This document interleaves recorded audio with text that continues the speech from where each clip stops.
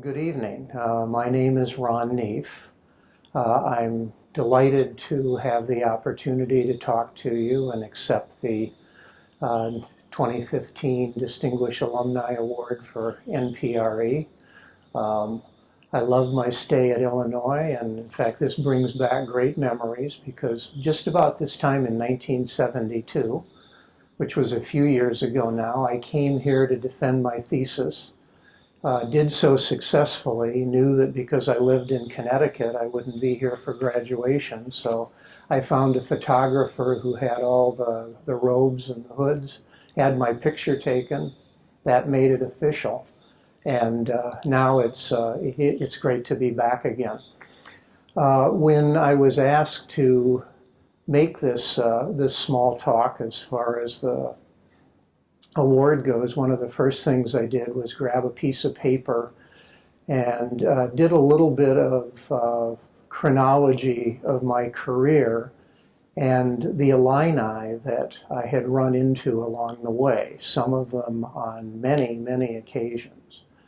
And in fact, starting right off when I was a student here and looking for my first job, I had interned at both Los Alamos and Livermore National Labs, had some hopes of joining one of these labs as an employee, found out that they weren't hiring.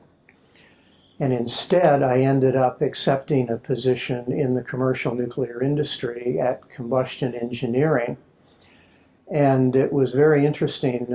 Just about 2 years in, for some reason or other, I ran across a memo that had to do with my hiring. I'd often wondered why they were willing to take a chance on me, because what I was studying was very different than the job in the industry. I was doing experimental nuclear physics, or actually fission physics.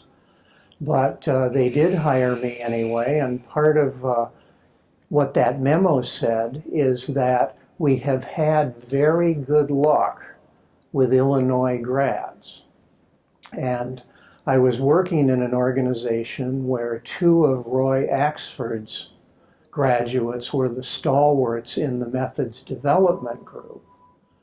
2 of Barclay Jones' graduate students were very heavy in the thermal hydraulic analysis. And ultimately, based on their success, I was hired for a job doing fuel management, which was neither one of these, and not particularly directed to my dissertation work. But ultimately, their thought was, I think these guys have an education. I'd like to just quickly mention one of my favorite quotes from Albert Einstein. Sounds like I'm changing the subject, but not really. He defined education in somewhat the following way. I paraphrase a little bit. He said, education is what's left over after you've forgotten everything you learned in school.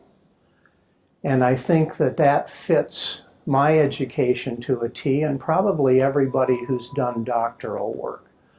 Because you're doing a very narrowly focused project. You undoubtedly come up to 2 or 3 places in that where you say, I can't do it, I'm stopped, I'm dead in the water. You do it anyway. And then you come out of that and you have a totally different feeling. You feel like you can do anything. And that's exactly, I think, what got me my first job at Combustion. I stayed there about 3 years, and then there was a faculty position opening at the University of New Mexico. I knew I liked New Mexico because I'd spent a summer at Los Alamos, and to make a long story short, I made that jump.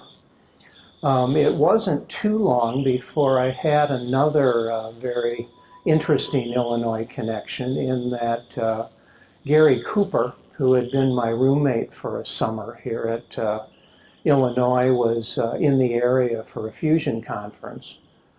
Sort of as an afterthought, I said, how'd you like to come out and take a quick look at UNM? I introduced him to a colleague. That colleague and he had much in common, became fast friends, I think, within 10 minutes. And as a result of that, Gary ended up with a faculty position at UNM, which he still holds to this day. Now, most of my colleagues had careers that were sort of like that. They spent the majority of their time at one place. I'm really the outlier. And that's why I think that this may be of interest to those of you who shared part of this road with me and others who are brand new, thinking about what sort of possibilities are available. I stayed at the University of New Mexico for about 6 years. And in the process, I taught a group, actually 3 or 4 actually semester-long courses for Sandia Labs, and ended up writing a nuclear engineering book as a result of that. I started up a short course program on nuclear criticality safety, also wrote a book, and to this day, for those courses, I've done about 66 different versions, the next 2 coming up this summer. In 1980, I had an opportunity, which I took, to go to 3 Mile Island as training manager. And I spent the entire decade of the 80s. It wasn't until the last few years that I had a chance again to have some connections with Illinois grads. We set up a risk management organization that was based on looking at the lessons from the 3 Mile Island accident, realizing that it wasn't primarily the risk management type things, the probabilistic risk assessment that bit us, but it was things like loss of functional capability, financial costs, and then ultimately the loss of the support of the local community. And so in the risk management group, we had for the first year the chance to do a study where my job was read, study, visit, do interviews of people that have as many different perspectives on the subject as you can imagine. When the group of us finished, we couldn't figure out a good way to report this out or to get it in a format where others could understand what we'd learned, and we actually decided to do a symposium. We invited in the 35 most interesting speakers, and we invited in about 35 of our own, and we spent 3 days immersed in the subject of risk management. One of my favorite speakers, and actually one of my favorite interviewers, was a young fellow. In fact, he was described that way by his boss, who was a longtime friend of mine. This was Dave Carlson, who happened to be an Illinois grad, and that was a really nice basis for us to become friends ever since. Like most, Dave spent essentially all of his career at Sandia Laboratories. After 10 years at 3 Mile Island, I was ready to move on.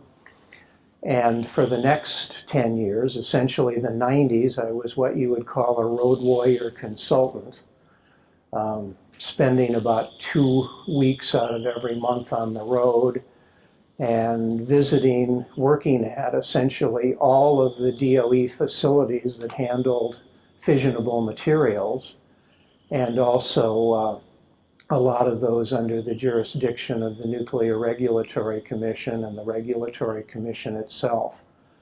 During that time frame, I met a healthy handful of Illinois grads who were practicing nuclear criticality safety, one of my favorite subjects, and some of the others. In the late 1990s, I got a great offer of a consulting job because it happened to be in the same community I lived in. I had moved back to the Albuquerque area after I finished at 3 Mile Island, and Sandia offered me a job, and for 10 years I worked as a contractor.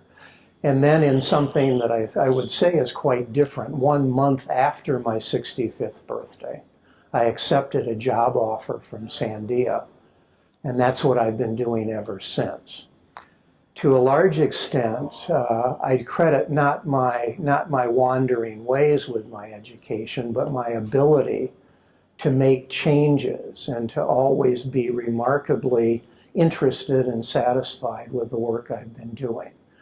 For those of you who are my faculty and longtime friends, thank you for the help you've had along the way, and for this next generation, let me be a bit of a role model in telling you that with a degree from NPRE, you can do anything.